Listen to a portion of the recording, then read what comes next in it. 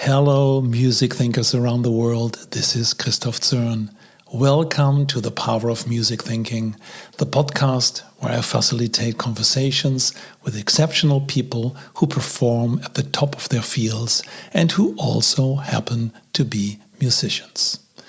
My job is to find the links between their music and their other field, the untold stories, the seminal text and research, and the unique approach and habits they use to succeed, so that you can leverage their experiences as a tool for your own path. But before we meet today's guest, I have some news. The Music Thinking Society is now on Substack as a foundation in the making. Our mission is to help humanity, business, and individuals thrive through musical analogies, interventions, and community. We believe the future of leadership is not about conducting from a high podium, but about the fluid, shared dynamics of an interactive ensemble that includes everyone, from the staff to the audience. You can find the link to join and sign up in the show notes. So, my guest today is Emma Kate Matthews. Emma Kate is an architect, composer, researcher, and educator. Her work explores the creative intersection between sonic and spatial practices. Beyond composing, she designs and 3D prints her own experimental instruments, the Resonant Bodies. And together we explore her work in what she calls Spatiosonic practice, investigating the deep relationship between architecture and sound. We discuss her experiments and compositions performed in diverse acoustic environments, ranging from the Anechoic chamber to the famous Sagrada Família in Barcelona. We also hear about the Routledge Companion to the Sound and Space, a multidisciplinary work she co-edited that bridges the technical, creative, and philosophical aspects of our environments. So, what resonated deeply with me and with the music thinking approach is her dual act of making space and making sound. This is a vivid demonstration of how thinking and doing influences each other. So, please enjoy this conversation with Emma Kate Matthews. Welcome to the Power of Music Thinking. This is the podcast for people with a musical heart and a wicked job. We're looking for stories, insights and tools from the big world of music to inspire leaders and followers to listen, tune, play and perform in whatever field you're operating.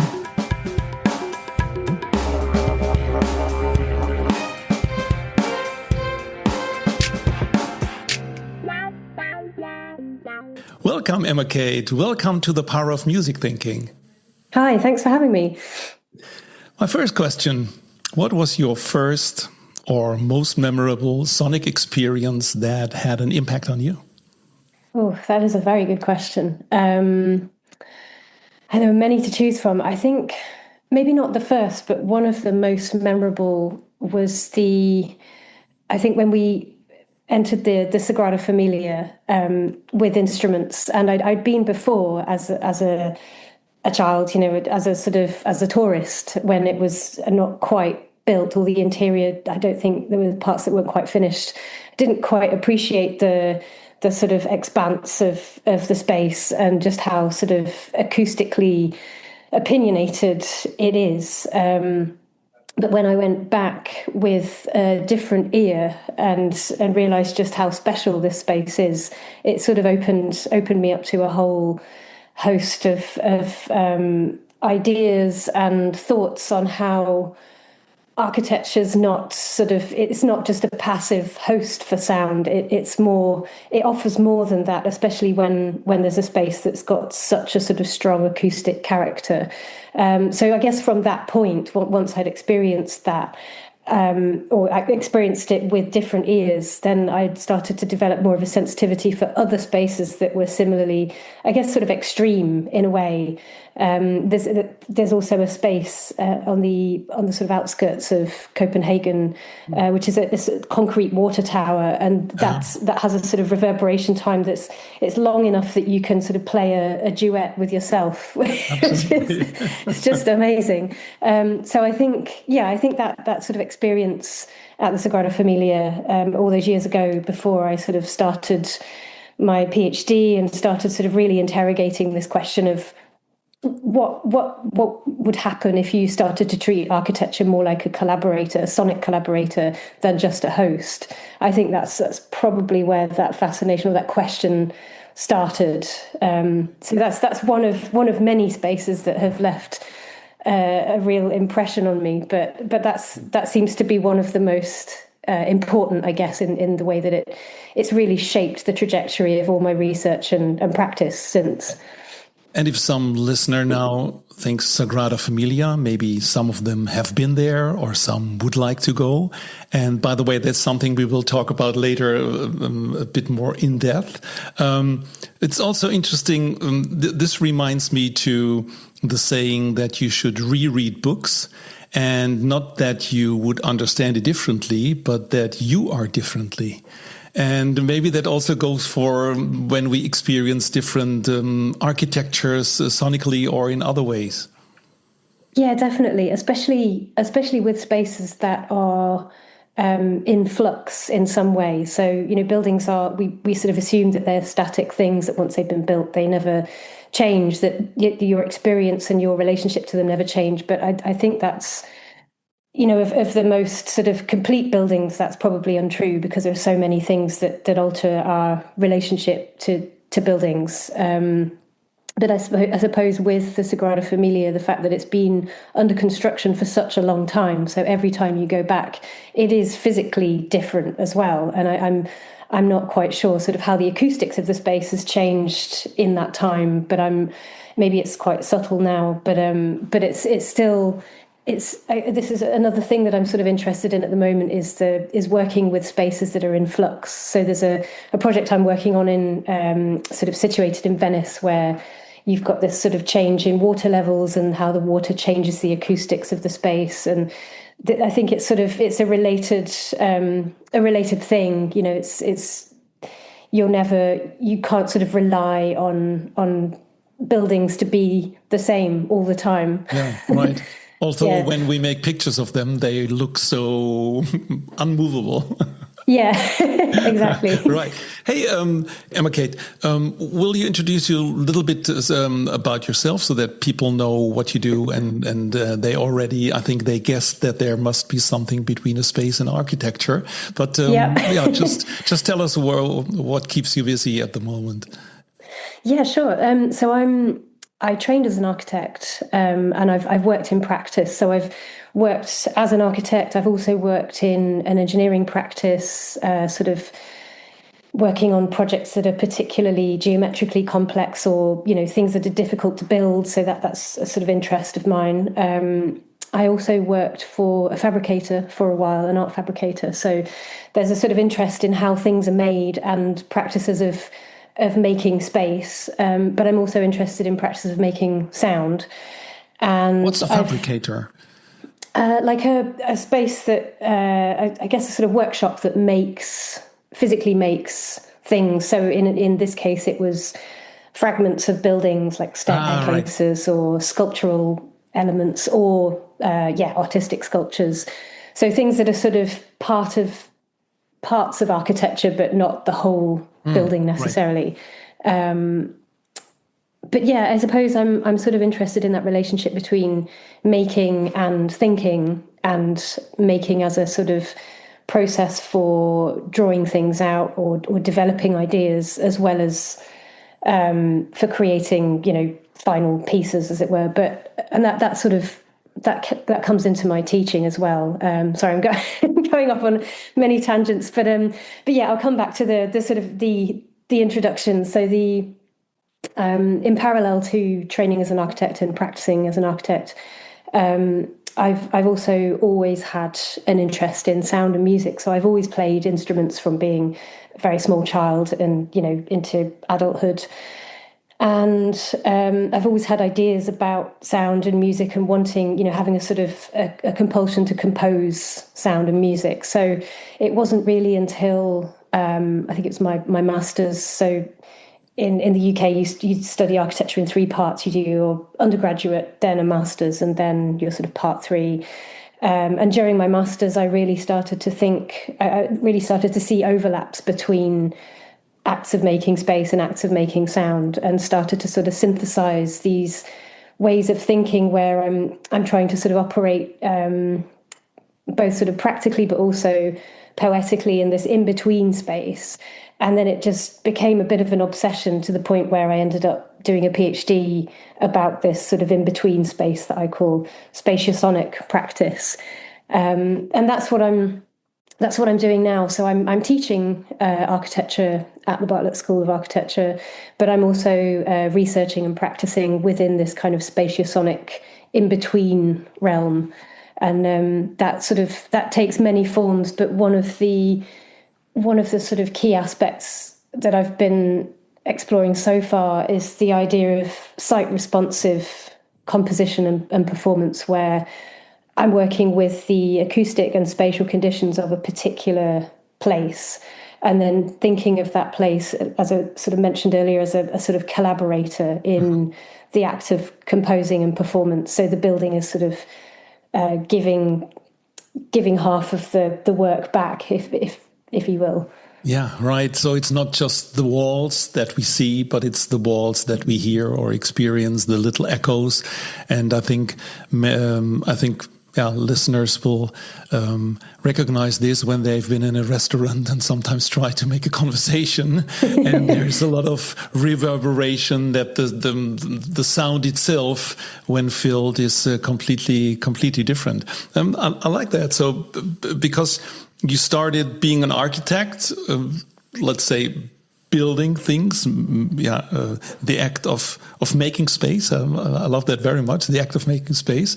And the act of making space is also the act of making sound. So was there a moment where you thought hey, hang on, the sound is, in between air quotes, more interesting or equal interesting as the building? Was there a moment or any course or anything that sparked that idea? Yeah, I think it's. I think that the area that I'm sort of practicing and working within at the moment has emerged quite gradually. So that's. I guess I always sort of knew that there were parallels in architecture and music, but it's really through the work that these parallels are becoming more apparent, or where the things are overlapping, or where there are sort of resonances. That's something that I'm sort of constantly discovering. So it might be something that happens. It might be quite an obvious sort of mechanical resonance, like playing a certain chord in a space, and the space is reflective to the notes within that chord. So it sort of, you get a more mechanical resonant moment, or it might be more poetic. So in the way that I've made some instruments in the past, I'm not necessarily using those instruments to make sound in these pieces, but they perform they have sort of other resonances with architecture. So it might be that they're using certain tools or methods that are typically used in architecture and engineering, but they're being used to make musical instruments, or these instruments that I call resonant bodies. And it's those methodologies or ways of thinking about making something that creates those resonances. So it's, I think it sort of emerges through the work. It reminds me too, if Frank Gehry, as far as I know, famous architect, I think he died last year or the year before, when he was working on a project, he also made little prototypes to show people how they react. And it was never, let's say, the complete building. So I just thought, maybe working with your instruments, is this also something that you bring into the process of building the sound component? Yeah, definitely. So I also think about I'm always thinking about sound and music as a sort of vehicle for thinking through sonic architecture or sort of sound-based architecture. So sometimes sometimes I'm responding to an acoustic condition, and other times I'm sort of constructing space with sound by spatializing it. So by putting musicians in different parts of a space, or sort of messing with that relationship between the listener and the performer. So I can organize sound in space in a way that creates a sense of filling up the space, or creates a sense of a surface or a plane or an axis between two performers. So it's in a way, I suppose the spatiosonic work that I'm doing is not necessarily directly influencing the way that I would design a building, but it's sort of has spatial agency in its own right, and thinking, how would you construct space from sound? And this is something. There's a sound artist, Bernhard Leitner, who does this very directly. He sort of embeds loudspeakers in sheets of steel and suspends them in a space, or he creates a sort of a cube or a sphere of speakers, and that creates a sort of geometry with sound. And obviously sound is not it's not something that's necessarily super directional or super easy to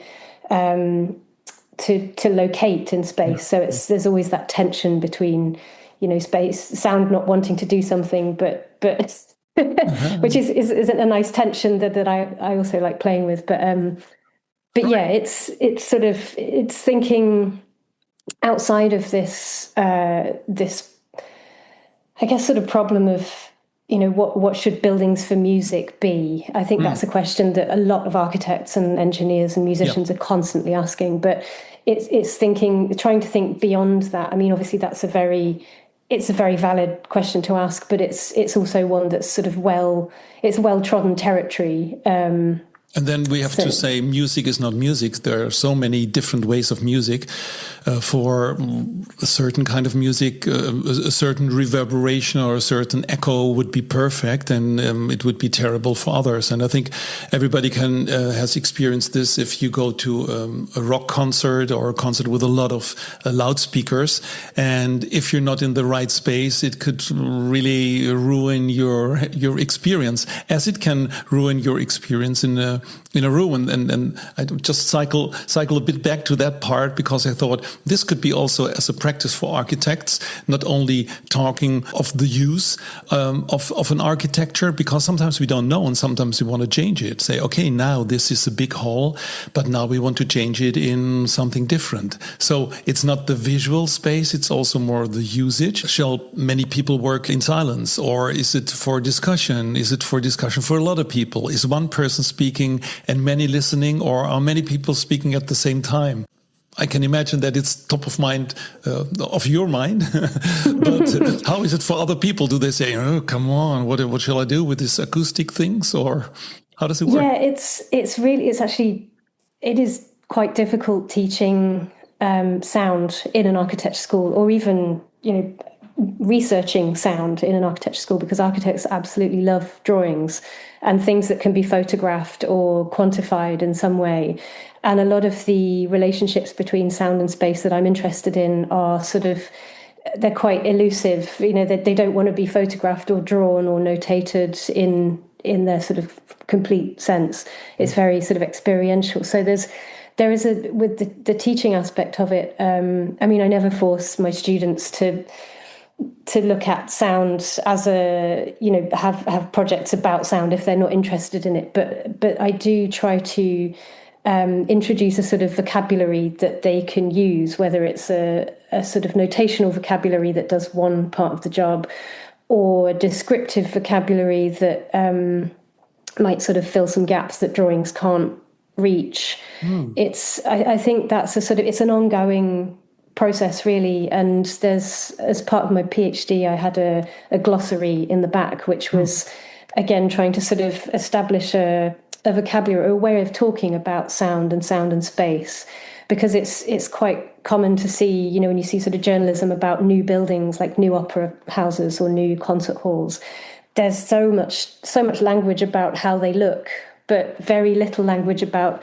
how they sound. It's sort of often reduced to, oh, it's a good acoustic or a bad acoustic, but it's never as descriptive or evocative in words as the way that the visual aspects of the building are designed. So I suppose I have this sort of ongoing mission in the back of my mind to think about how do we not just how do we think about sound and architecture, but how do we talk about it? Like, what language are we using? And beyond the sort of the technical methods of doing things like getting an impulse response or drawing a diagram of how sound reflects, which are sort of quite easy things to access. Beyond that, how do we embed these ways of talking about sound in architecture or thinking that goes beyond what notation and measurement can do? Right. That resonates a lot with what we're doing with music thinking, because it's like, at the very end, it's not about the music and also not about the thinking. It's about like finding something in the musical world, as big as the musical world is, and finding patterns and analogies that we can show or let people listen so that they do whatever they want to do. For example, if we do a reorganization of a company, for example. So in what sense, and that's literally what I think what you meant is like, what kind of language can I use? If I use the language of organizational change, then people would say, yeah, okay, now this is what we have to do. Or we try to bring them into music. How do you communicate? How do you listen? Do you listen alone, or do you listen together with other people? Are you listening to one or to many? And in that sense, just opening them up in the way how they want to work. And what I experience is sometimes it works when I use musical terms like score or jamming, which is part of the music thinking framework. And sometimes it doesn't resonate at all, because people will think, that's strange. Now we have to think or talk about music, but this is our subject. So what's your experience in this?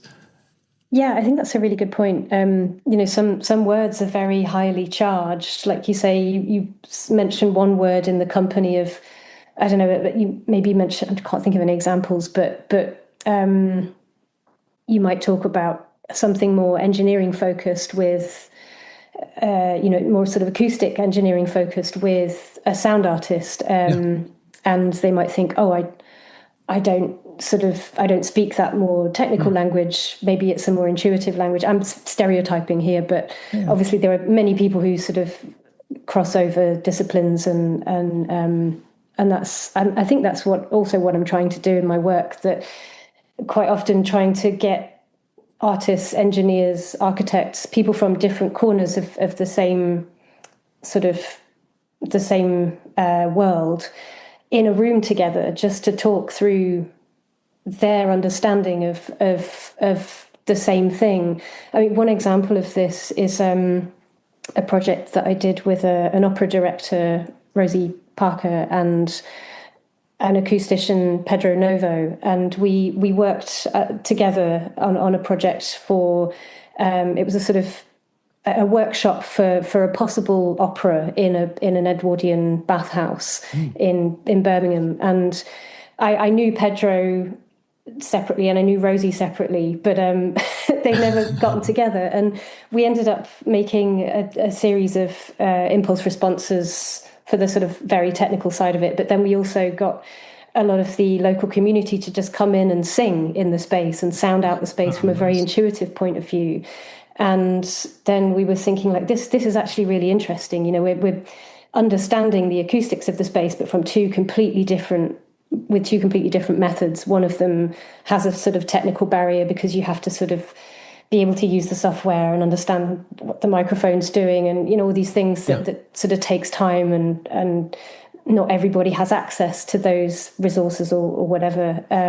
But then, comparing the results of that with the sort of intuitive instincts about the space. Where if you sing a certain note into one corner, why does it sound better than the other corner, or a different note? And it was so interesting to have this sort of subjective, objective understanding of the same space, and seeing where the feedback sort of conflicted and where it resonated. And it's I think just being able to have, like I say, a sort of multidisciplinary team working on these projects, it just makes it so much richer, because you get a much fuller understanding of what's going on than if it was just a technical perspective or just an artistic perspective. I don't like putting these two things in sort of binary opposition, but because like I say, there's a lot of overlap. But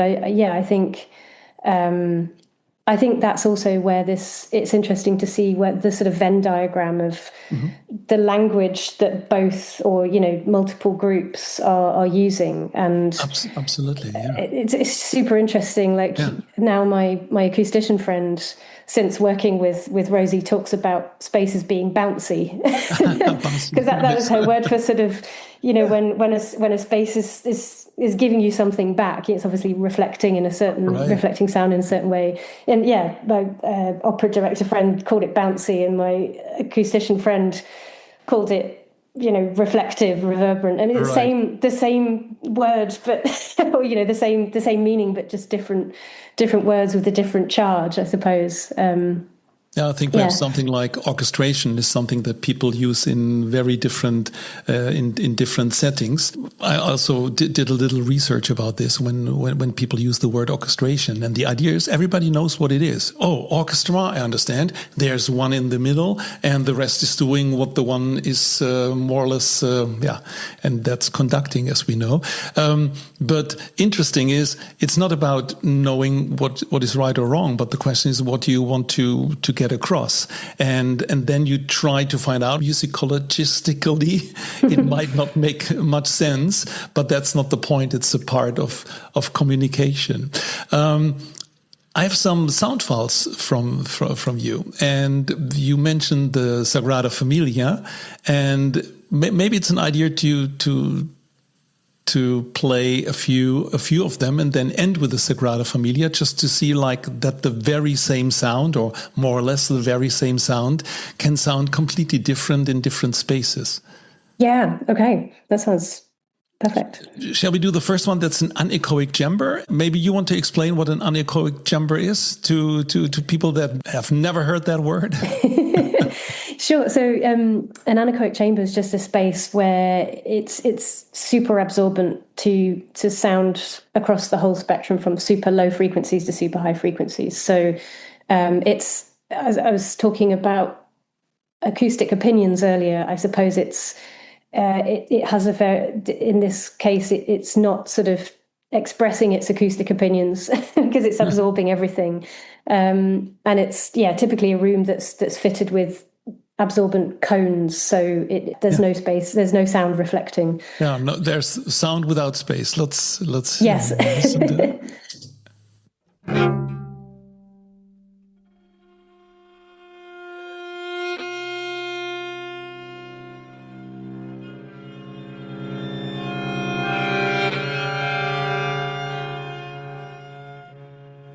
So, what did we hear? So that's the beginning of a piece that I call Tracing Occupying, which was a piece of music sort of designed to understand in what ways can a building collaborate with a piece of music. So, or the sort of performance and composition of a piece of music. So it's, first of all, we played it in an anechoic chamber because we knew it was going to be completely dry. And then we took it, by contrast, the completely opposite end of the spectrum, to the Sagrada Familia. Shall we do them one by one? Yeah. Okay. So the next one I have here is the generic large cathedral, and I think that's digitally, right? So yes.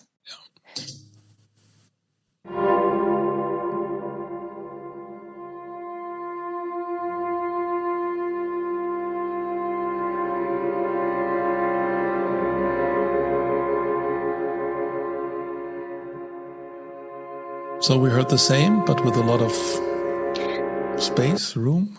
Sort of, yeah, generic reverb. So there's the reason for that was because I was trying to simulate throughout the composition process, trying to simulate how it would sound in the space, and with the musicians in different positions. So I had a series of different ways of digitally simulating that, and one was it was like, okay, let's just see what a sort of generic cathedral would sound like. What's the idea of a sort of generic cathedral in reverb terms? So that was that example.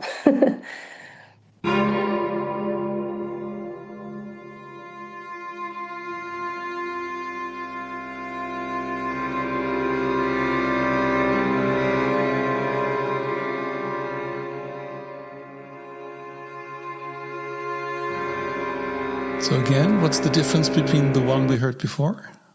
So that one that we just heard was also simulated, but this was using an impulse response that was made from a digital 3D model. So there's a process called ray tracing, where you can get an impulse response from a very simplified version of a sort of 3D model of the space. And there are lots of different programs that can do this, but I wanted to sort of understand the difference between the generic cathedral and the slightly less generic but still very simplified impulse response. And I was also trying to understand, I didn't include all of these because there are so many of them, but if you make the impulse in different parts of the space, how that differs, do you still get the same impression, or are there subtle differences? And that started to inform where I might put the musicians and if I keep them together or pull them apart. Right. So it's not just the sort of the reflection or the sort of acoustics of the space. It's also the what it offers spatially in terms of just the large distances that you can achieve between performers, which they're not that used to. and we heard one or two cellos? So one cello, one violin. One cello, one violin. And if I get it right, what you just mentioned, it would be completely different if the cello would be on one part of the cathedral and the violin completely let's say 10 or 20 meters differently. This would sound different for, let's say, the listener, but it would also sound different for if they want to play together. Exactly. Yeah, there's a whole a whole bunch of things that happened when we started pulling them apart. We have two more. Let's listen to those first.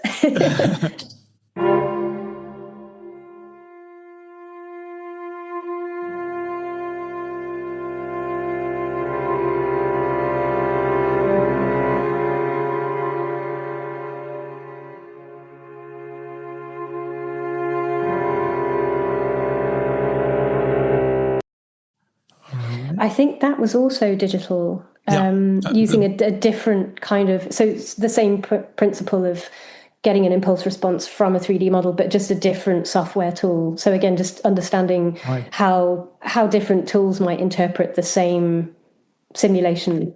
So that means what we actually heard first is then the very same processed via different digitally software. And now let's listen to the Sagrada Familia, and then I suggest then I will play the first one again, so then we get the idea, the difference Sure. between from wow, this is now the real space, and everybody who has been in the Sagrada Familia, I don't know if they might have heard this because there were a lot of rumor and people talking, so also differently. So let's hear the Sagrada Familia with the same musical excerpt.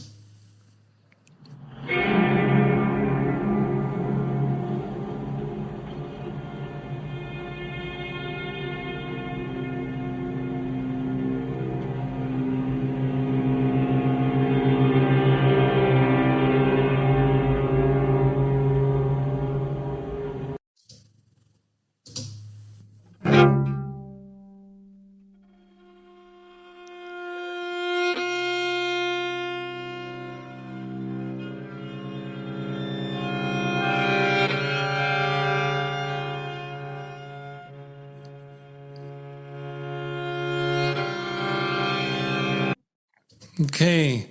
Quite different, huh? Absolutely. But it sounds, the Sagrada Familia begins also with much more noise, with much more volume, isn't it? Yeah, so I should mention with that version that we just heard from the Sagrada Familia, the musicians were for this particular recording, they were both on the ground floor, but they were about 64 meters apart. So they couldn't see each other and they couldn't hear each other, really. They had more direct sound from their instrument than they could hear from each other. And yeah, I think having that distance between them, it really helped that the microphone was sort of halfway between them.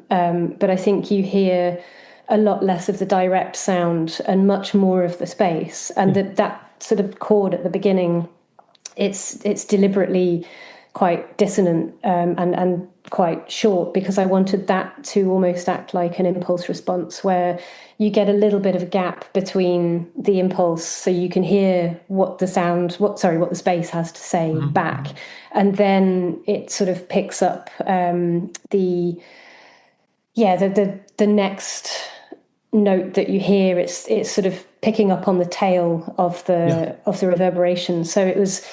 We did a few versions where we varied the sort of length of time from that first impulse to the next note starting, and in the anechoic chamber they were quite close together. But there were some recordings in the Sagrada Familia that were almost twice as long. It took twice the amount of time, because I think some of it was just practically the musicians were waiting to hear each other, because those chords happen sort of throughout the piece as almost like a locator. It's like, okay, I'm here now, and then we can start the next bit.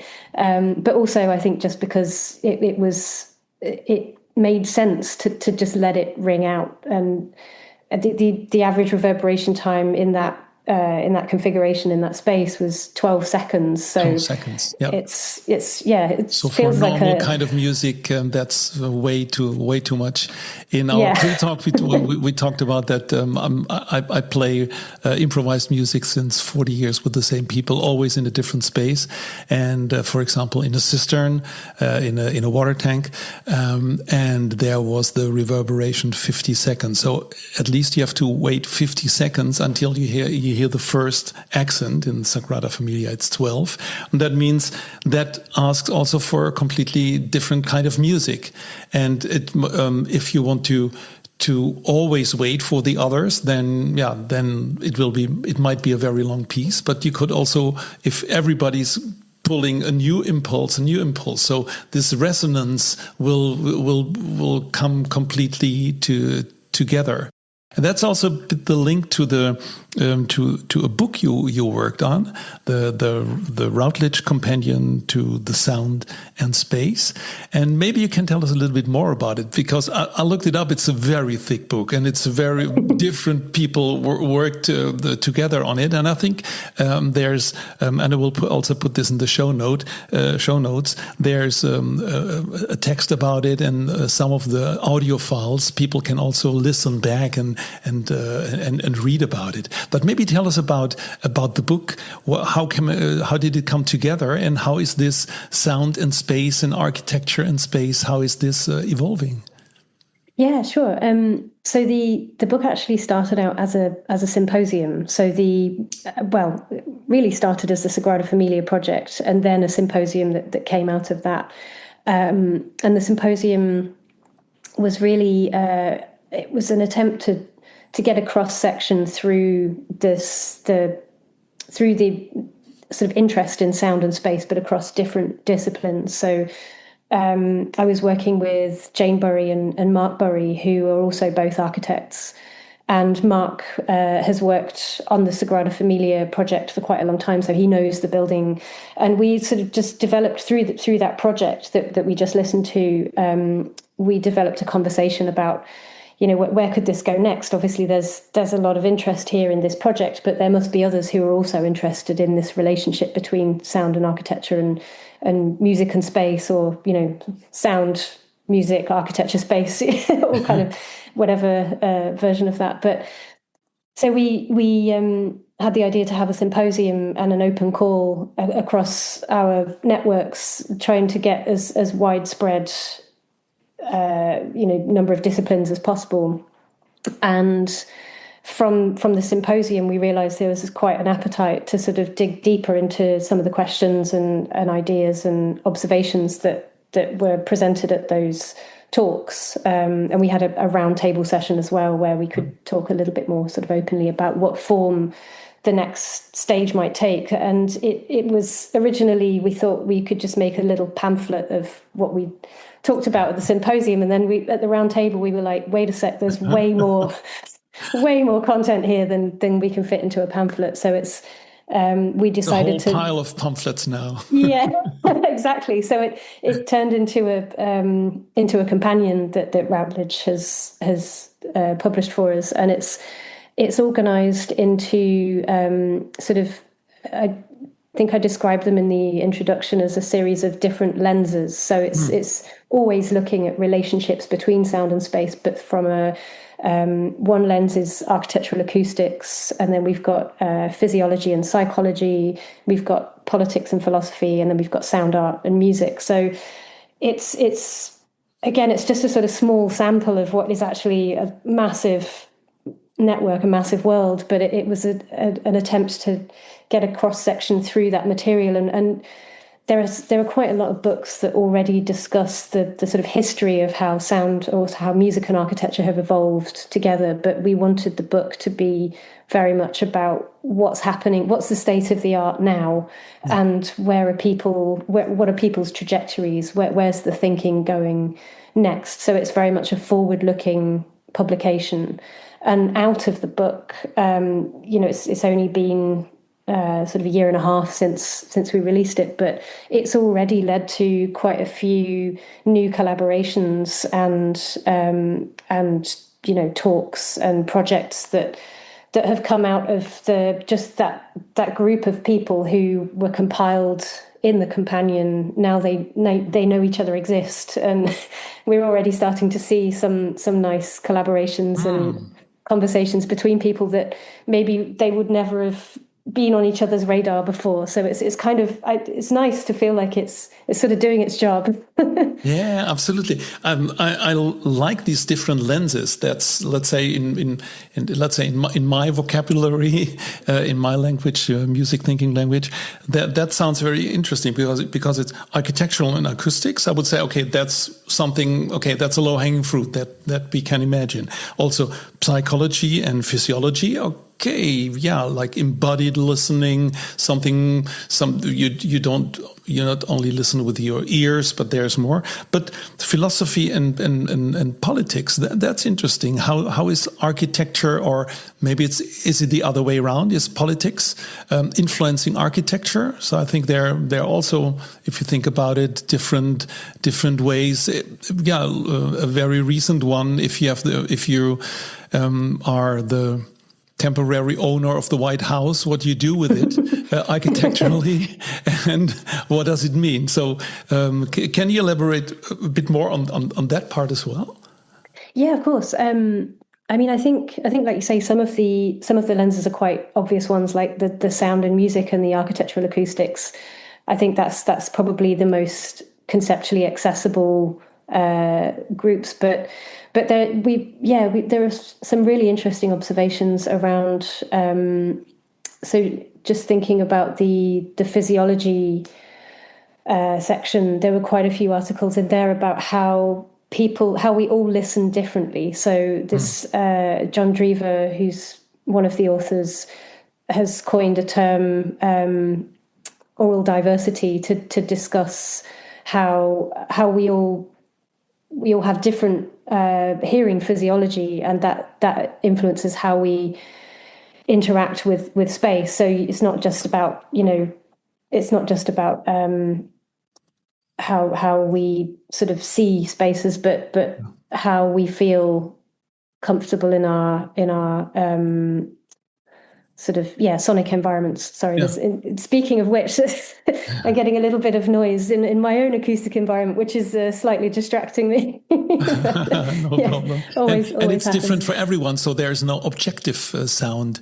They're in neuroscience. There are different ways. Like we had Nina Kraus here on the podcast, and she also talked about that we don't listen with our ears but with the brain. That means also our culture is differently, and also our physiology in the sense of I think she made the example of if you have a concussion, then you hear differently, and people would say, that's strange. It's more like a physical thing, but hang on, it changes the way how you listen. So it's not only one thing. So and I think that's so good at this companion that it's looking from many different perspectives, and every perspective, like we know, or every lens is always right, because it's only a part of how we see it. And that's also a bit the link that I often try to make is if you're an organization or you work together,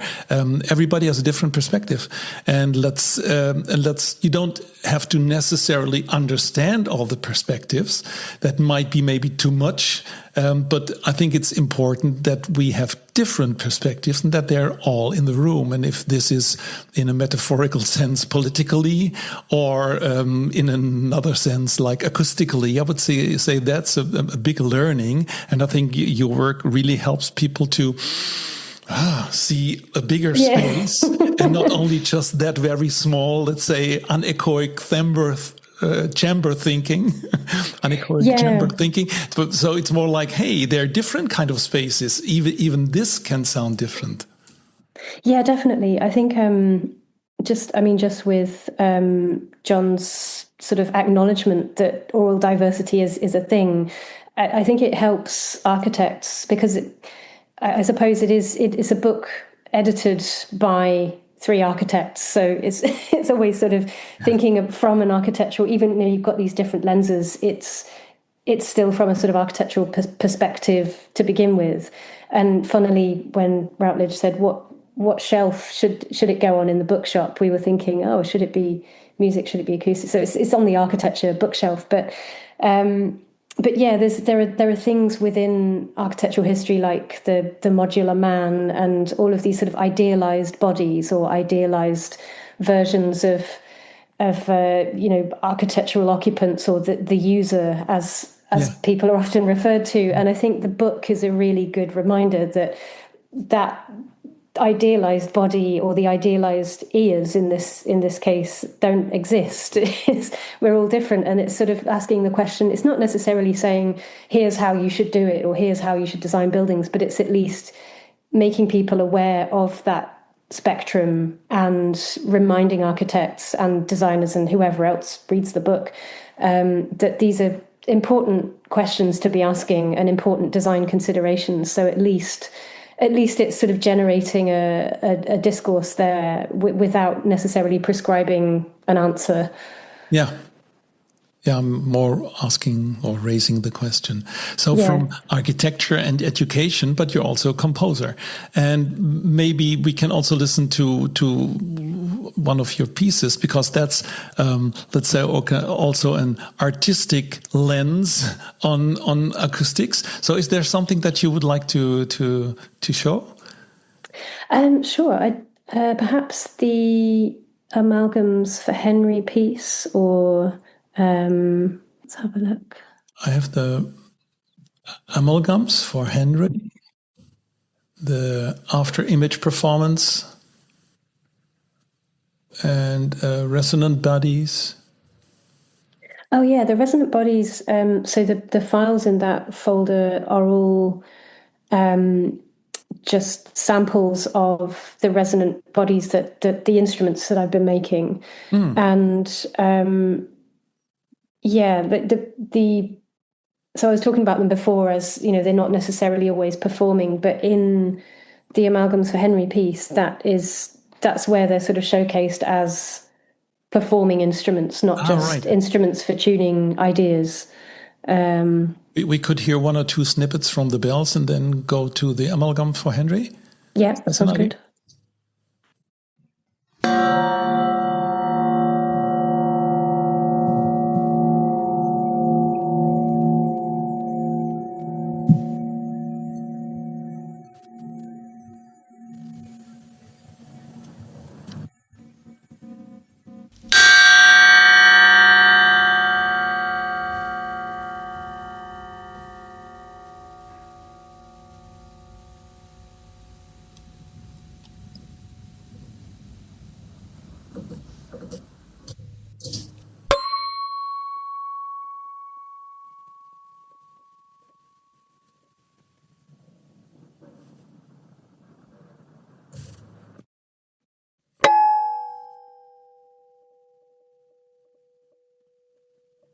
So these were two bells and two forks, and then these are self-made instruments. Yes, so they are digitally modeled and digitally manufactured. So they're using tools that are typically designed to remove resonance from structures like bridges and buildings. I'm using those tools to design my own sort of polyphonic dissonant mess. That's what we're going to hear now. Okay.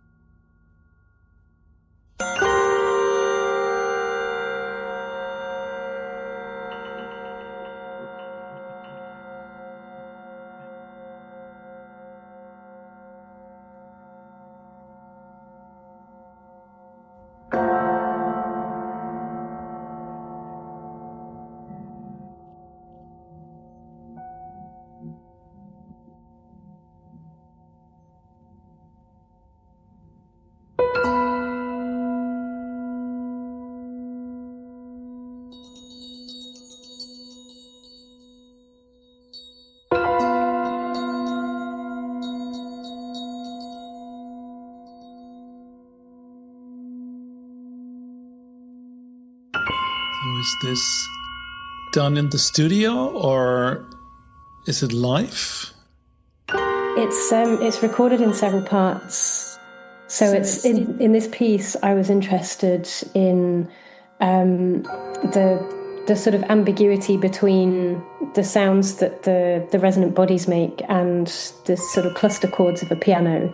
And it's called Amalgams for Henry because I'm quite a sort of follower of a composer called Henry Brandt, who he also spatialized musicians in his pieces, but he talks about these sort of timbral amalgams in his work where he's trying to sort of simulate a bell using a sort of combination of different instruments. So he's interested in orchestrating through his sort of principles of orchestration are more driven by timbral logics than necessarily sort of, typical harmonic or melodic patterns. So I was quite interested That means we have to listen differently than to, let's say, a normal piece where we hear a melody and a harmony. If we talk about timbral changes, that's, let's say, sound quality, or however you want to explain it.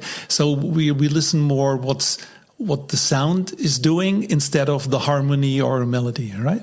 Exactly, yeah. So rather than sort of listening for something that you could sing along to or whistle, you're listening more to the character of the sound. And in this piece, in Amalgams for Henry, I'm particularly interested in how the sound is decaying. So we start with these, I guess they're sort of impulse responses, but for the instruments rather than for a specific space. And trying to sort of understand where the separation starts to occur between the resonant bodies and the piano. So the piano is obviously something that it's an instrument that gets used in orchestras and ensembles, lots of different genres. It's a sort of, reliable thing that people understand, but I'm trying to understand where the resonant bodies as things that they're idiophones, but they're not quite forks, they're not quite bells, they're sort of something else. They're sometimes performing as instruments and sometimes performing as other things. They have sort of many lives, but I'm just interested in this piece. How do they dovetail with an instrument like the piano, and how do they just timbrally, what do you get when you put them together, and just allow them to sound out for however long? So it's in this, I guess in this case, it's not a space that's talking back, but it's a materiality and a sort of a timbral logic that I think, this character of sound, you hear it quite a bit in other pieces that I've written. So there's an orchestral piece that I wrote where, again, I'm thinking more about timbral drivers than melodic ones or harmonic ones, which is challenging. But the Amalgams for Henry was I made it around the same time to sort of as a study to understand. Okay, what can I group together to get these amalgams, as Henry Brandt would say, and how can they have a roughness or a sort of material presence that perhaps more consonant sounds might not have. Well, that was the thinking anyway. I'm still sort of working through some of these ideas. Absolutely. It's also hard to explain things like this. I think it's easier to say, okay, this is my compositional or improvisational principle, and then hear what comes out of it. Maybe we can make an analogy with painting, because if you like paintings where you can see a house and people, and like in whatever in very old paintings, and then you see a cubistic Picasso or even a Jackson Pollock, which are all in their own sense great artists. But if you only like one way and you always want to see the house in a Pollock, I would say you might be disappointed in some way. Yeah, exactly. I think that the pieces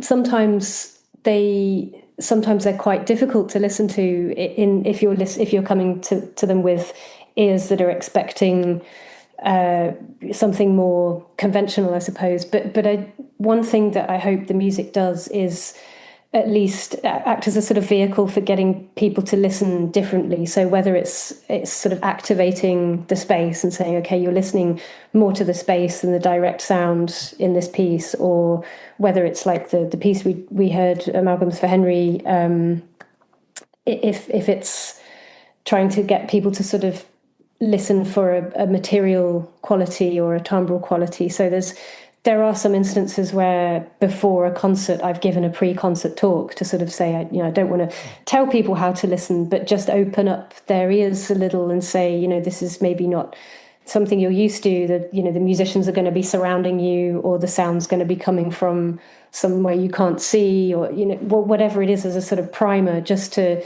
get people to listen differently. And occasionally also had concerts programmed where the piece gets played twice. So it gets played once to a completely, sort of fresh pairs of ears, then a concert talk, and then it gets played again. So there's a chance to sort of settle into it, or, inhabit it in a slightly different way. I think that's been really interesting.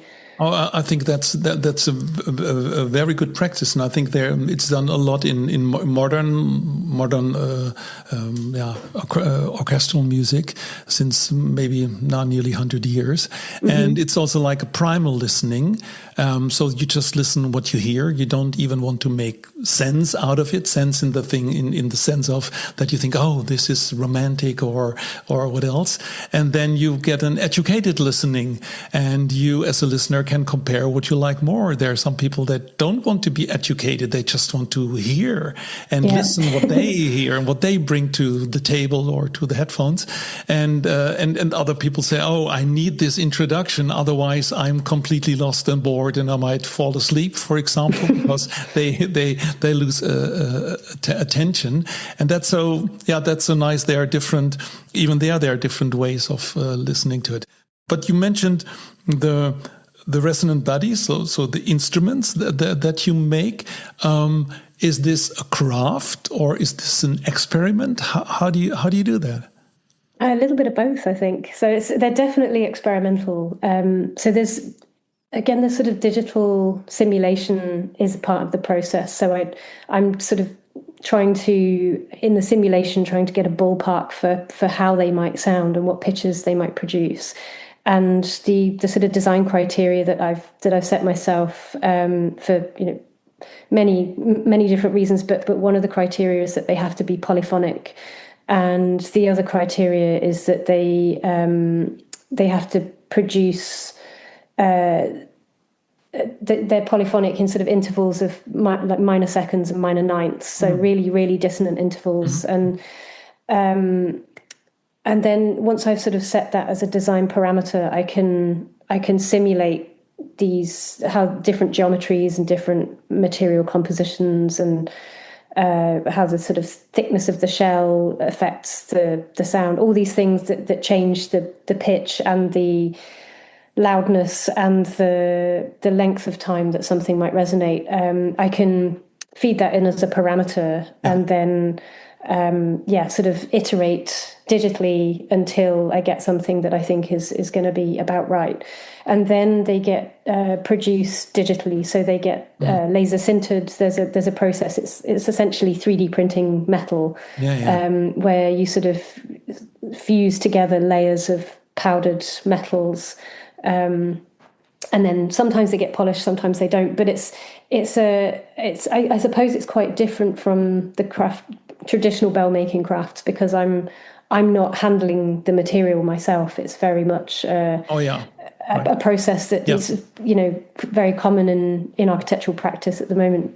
The 3D printing world is a sort of a big part, but they're sort of made using tools that are like the software tools, and the fabrication tools are typically used in architecture, but maybe not so much used in instrument making. Yeah. So it's questioning the idea of craft. In a sense, it's its own digital craft, but it's not trying to compete with more traditional methods of bell making, or luthiers making violins or something. It's its own thing. But yeah, they're sort of I'm never quite in control of what's going to come out, because especially the sintering process, depending on which direction the layers are made relative to the geometry of the part, you can get quite different results in terms of how long things resonate for, or the tones that you can hear, or the tones that persist. So that's something I'm sort of continuing to learn with each piece that gets made, but. It's I quite like the sort of the unpredictability of the process as well, because there are sometimes I get a big surprise, like the latest one I made. When I listen to it, I can hear tones that don't appear on the recording. So that I think there's some kind of funny psychoacoustic thing going on, where perhaps my brain's making up some of the partials that it thinks it should be hearing, but they're not actually present in the recording, but they are present in the simulation. So there's some very funny stuff going on there that I'm trying to unpick. But yeah, they're experimental in that they're still speculative. They're not. I don't sort of think of them as final pieces or perfect objects or something. They're sort of talking back to me. Oh, that sounds interesting. It's also like that experiment in making, and also it's also different in what the microphone picks up. We all know that bats make sound, but we can't hear bats unless we record them with very high hertz microphones and then transpose it down. So there's also more than our ear can hear, and that's very nice. Yeah. Yeah, and they're also sometimes they do funny things, like if I use a hard mallet compared to a soft mallet, I get a completely different. I mean, that's quite typical, I suppose, of all idiophones, but it seems like the sintered pieces are particularly weird in that sense, particularly sort of unpredictable. So yeah, I think that the next ones are going to be playing with that unpredictability a little bit. Yeah, we have to explain idiophones. These are metals that if you hit them, and you have to hit them, and then you have a decay until you don't hear. Like a church bell, for example, is maybe a good example that everybody knows as an idiophone. Yes. No, the only reason I call them idiophones is because I have a book on my shelf. It's called Bells and Man. And there's a chapter at the beginning which is just called Things That Are Not Bells. So there's a very clear distinction between things that are bells and things that are just idiophones or different types of idiophones. And as I was reading it, I was thinking, oh no, the things I've been calling bells all this time are not bells by the definition that's in this book. So they've got their own collective name, the Resonant Bodies, but I sometimes talk about them as bell-ish or fork-ish. Oh, nice. That sort of ish word I use quite a lot to describe these things that they don't quite fit into the category, or they're between categories. So I think this sort of in-betweenness is a state I like to be in quite a lot. The ish as a kind of lens. Yeah, exactly. So what's next? Where are you heading with let's say, that triangulation of architecture, education, and being a sound artist or composer? Yeah, it's so I finished my PhD almost exactly a year ago this weekend, and since then I've had a sort of period of opening up again, thinking, after such a long period of a very intense, increasingly narrow, deep focus on the things that were in my thesis. It's been really nice to sort of open up again and think, okay, what's next in terms of the research. And one of the things I've been developing before we spoke today is a series of digital instruments that are playing with space and movement through space, and sound, and aspects of sort of speed and acceleration. So there's another ingredient in there, and I'm using at the moment sort of just using Max for Ableton. So this is just a tool that lots of people use, but trying to sort of think about how to bridge between tools like that are sort of made for sound production, and tools like Rhino, which is a 3D modeling software. So questioning the processes of making space and making sound in these two separate pieces of software, as sort of thinking of a tool that can bridge the two that perhaps others might be able to use as well. But it's that's sort of one thread of the work. The other thread of the work is developing the resonant bodies further. So they're sort of getting further and further away from bells and more towards a sort of simpler geometry, but more complex capacity for sound, using the manufacturing process as a way of characterizing the sound that they make. So that's something that I'm also working on, this kind of iterating between, I suppose both avenues are flip-flopping between the digital and the physical, and sort of understanding that relationship between when you can be in control and when you don't want to be in control, and how certain processes, the physical processes, sort of push back. So that's sort of quite an abstract answer, because also a lot of it I don't know what's going to happen. I'm at a stage of the work at the moment where I've let go of the reins and I'm just playing. And this is something you were asking about the teaching. It's something I ask students to do a lot, is to be comfortable not knowing, or to be comfortable getting lost. So there are times when you have to bring things together and synthesize them into something like a building proposal or a piece of music or a performance or whatever. But But also, just sort of getting students to be comfortable in that space where they're just being sort of speculative and not knowing how a piece of work is going to turn out, but then having the sort of ability to reflect on what they've made and say, okay, what is it telling me? And I think my teaching partner has a really good analogy for this, where he said there's the person who takes the dartboard into the forest and fires arrows at the board, or sorry, target board into the forest, and fires arrows at the board and tries to get as close to the target as possible. And then there's the other person who fires arrows into the forest and then offers the board up to the arrows and says, right, where does it fit? And I think I'm possibly more of the latter. But yeah, we're in that space at the moment of playing and opening up again and sort of questioning, what tools need to be made and what things can be experimental and what things need to be locked down a little bit more. Right, and it's a creative process. It's also how innovation works. Innovation does not always work from how this is a hypothesis. Can we validate it? It's also like, let's see what we do, and then, hey, hang on, there's something different.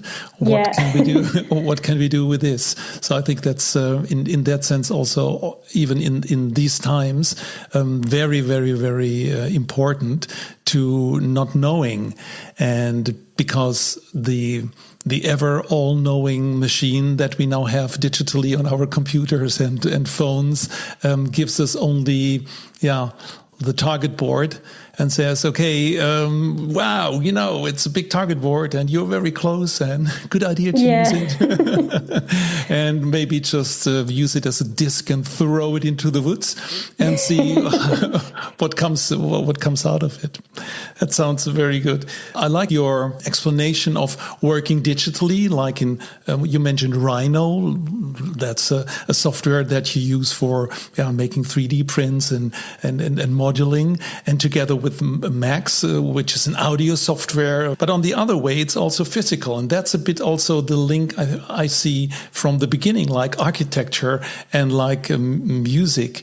And how can music or musical exploration help us to give answers in a different field? And that's also a bit the music thinking thing. So to find out how is music, or maybe also it's one big validation to show and to talk that at the very end, if we go on like this, everything is music. And but that's my bias, I know. No, I think that's a really good point. And I think in a lot of my work, music is it's a sort of spatiotemporal vehicle for understanding how sound and architecture can talk to each other. And I think it's an important one because it has a sort of technical rigor, like architecture has a technical rigor and a creative rigor and a sort of a language and a notation. There are many parallels between making a piece of music and making a building, and they're not always, that translation is not always a linear one. I know, there are lots of architects and musicians and people like Iannis Xenakis who've explored these things of, how would I translate this musical notation into an architectural notation in quite a direct way? I know he did lots of other things as well, but I think that's obviously one way of looking at it, and I think that's for a lot of people the sort of front door to this area. But my work's very much trying to sort of tease out the other, not necessarily translations, but maybe transpositions between acts of making space and acts of making sound, and rather than thinking about sound and space as two separate entities, I'm very much thinking of this in-between space. What happens when they're so inextricably linked that you couldn't pull them apart and still have the same piece of work in the middle. And that's the sort of notion of spatiosonic practice. It can't, the space and the sound can't be pulled apart. Only in words. Yes. So, Emma-Kate, thank you very much for all these insights and also sharing your compositions and your creative process. So thank you very much. And thank you. Thanks for inviting me. Thank you so much for listening. I really appreciate this because listening is one of the top leadership skills and I feel honored about this. It is my mission to find, create, and share inspirations for meaningful collaboration based on music analogies. If you want to support this, please subscribe to the podcast, give us a rating, or write a review on iTunes or Spotify. And more inspirations can be found on musicthinking.com. We have a blog, and you can download the Music Thinking Framework. And finally, I would love to hear your feedback. And if you need help with a business challenge, please reach out to me via email podcast@musicthinking.com.